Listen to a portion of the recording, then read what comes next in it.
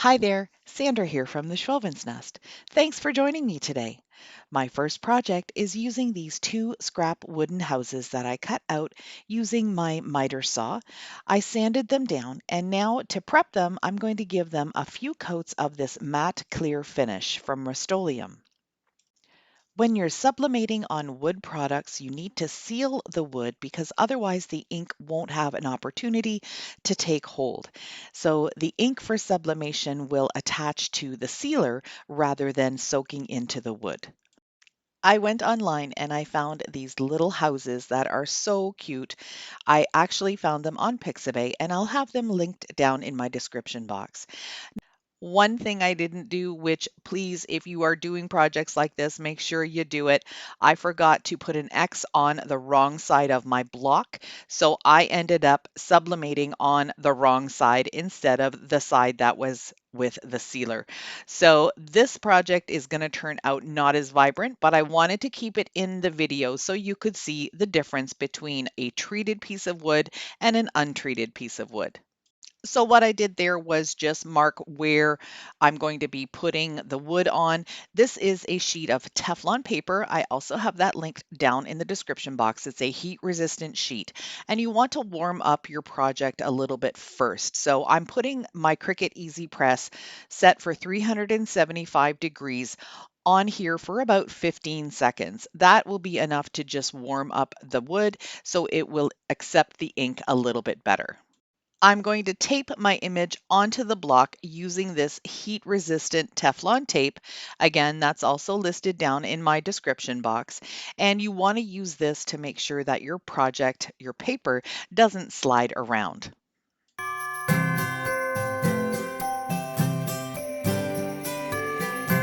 I'm going to place the Teflon sheet on top of my project and then lay my Easy Press down again at 375 degrees for 90 seconds. And I'm going to apply medium to heavy pressure just to make sure that everything sticks well and gets evenly heated. Once the 90 seconds is complete, I'll take the Teflon paper off and I'm going to just let this house sit for a couple of minutes to cool off. I always test the paper first to make sure it's going to lift off nicely. And there's my image sublimated onto this piece of wood. I think it looks amazing, even though it's on the wrong side. You can see that there's still quite a bit of ink on the paper that didn't transfer. But here's the difference between the proper side and the not proper side. So my smaller block has really beautiful, vibrant colors and it turned out absolutely gorgeous. Now, what I'm doing here is just pulling off a little bit of the paper that stuck. Sometimes you get that on your wood sublimating. What I'm going to do is just take a little bit of water on my fingers and rub off that paper. It comes off really easily. I decided to add a little bit more detail to these houses, although they did look very good on their own. I'm using Rust-Oleum's chalk paint in the color Coastal Blue and a small artist brush to give me more control over the lines. I'm going to fill in the top of the wood here to make it look like a nighttime sky, and I'm also going to do the sides. I'm going to do the same thing with the taller block, but this time I'm going to make it a daytime sky just by using some white.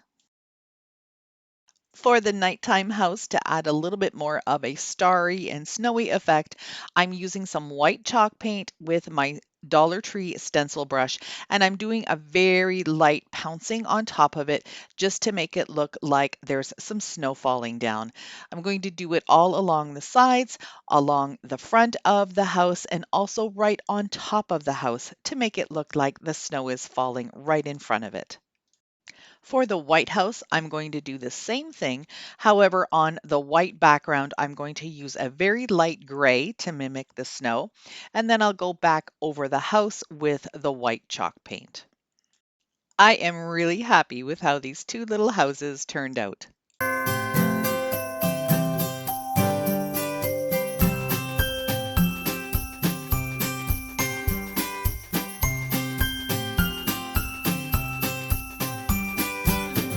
To Today's video is sponsored by Hiipoo.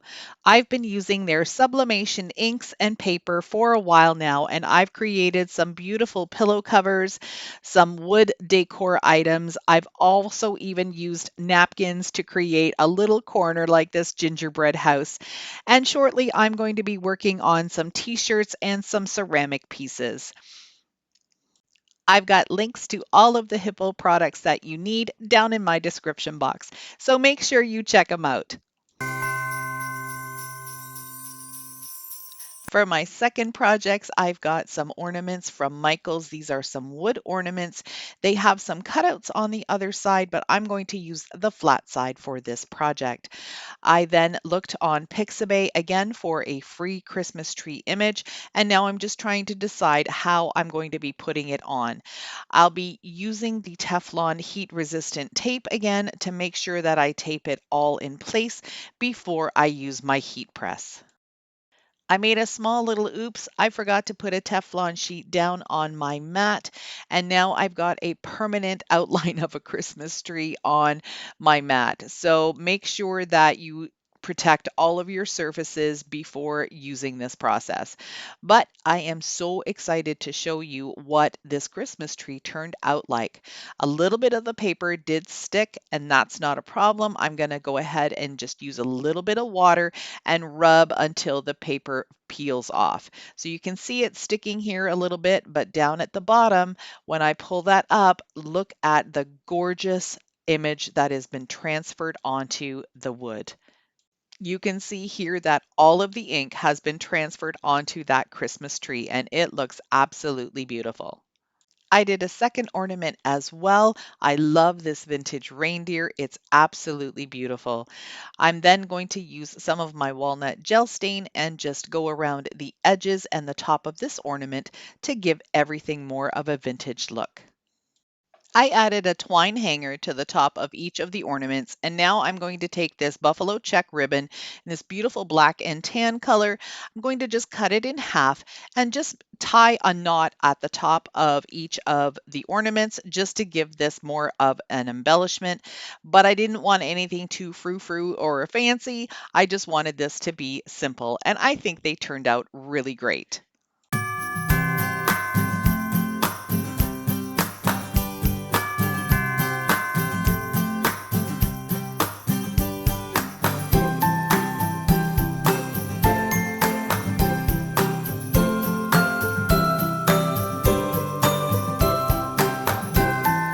If you are new to my channel, welcome. I'm so glad you're here. If you haven't done so already, I would love for you to hit that subscribe button and stick around a while. This last project I did on a wooden planter box. It looks a little bit different than the others. It's not quite as vibrant, but there's a reason for that. Printers don't print any white ink, and the image that I chose, as you can see me pulling it off here, has a lot of white in it with the snow. That doesn't translate to the image, it lets the wood shine through, and I think this turned out really beautiful as a vintage box. I've put a block of styrofoam right into the box. It fits very snugly. I didn't hot glue it down because you never know what I might want to do with it in the future. I'm then going to be prepping all of my greens. I've pulled all of these pine branches or stems off of their long stems, and I'm adding some floral wire that's a little bit thicker. I found this in the garden center at my Dollarama, and it really is flexible, but it's also nice and thick and sturdy.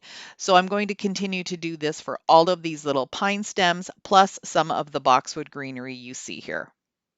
The first thing I'm going to do is create a base for the arrangement. I want some of these larger stems to kind of hang over the side, so I'm pushing them into the styrofoam on an angle like you see me doing here. Next, I'm going to use some of the boxwood greenery, trimming the wires if I need to, and just place them and fill in all of the gaps.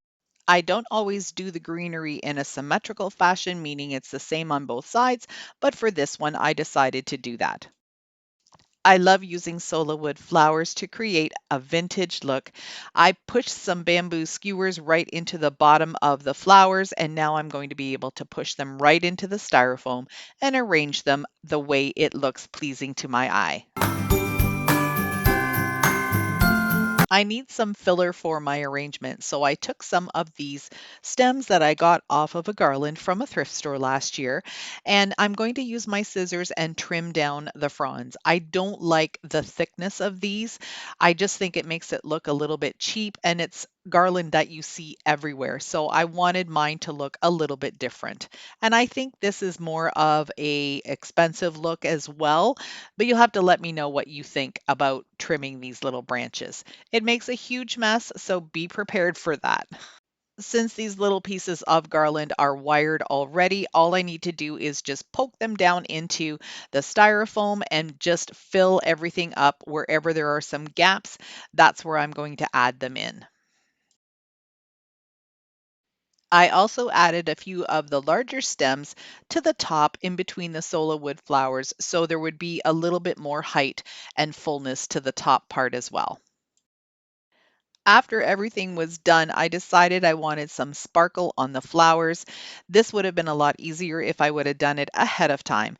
I just put some hot glue in some areas of the flowers, and then I'm applying some Epsom salts with a plastic spoon. I'm just going to use my finger to push the salts down onto the glue and then shake off the excess really carefully so as not to disturb my arrangement. For the final touch, I'm adding some snow just to the tips of all of the greens. I'm using my stencil brush from the Dollar Tree, and I've got it loaded quite a bit with some paint. I'm not doing a dry brush here. I'm actually doing some really thick painting of white. But as you can see here, I'm just pouncing up and down just to get some of it on the tips. I'm going to continue to do this until I get the look that I want. And I am in love. I think this is a beautiful vintage arrangement. I think someone's going to be very happy with this in their home if I can sell it.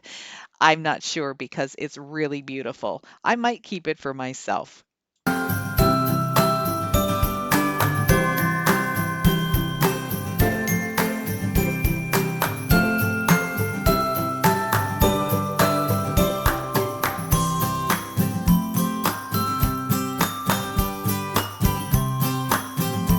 I hope you enjoyed my projects today and got to thinking a little bit more about sublimation and what you could do with it. I'd like to thank Hiipoo again for sponsoring today's video. If you like this type of content, I would love for you to stick around by hitting that subscribe button. If you click the bell, that tells YouTube that you like what you see and they promote me more. So that would be really appreciated. If you want to learn more about sublimation, there's a video right here that you can check out. Thank you so much for watching. See you in the next one.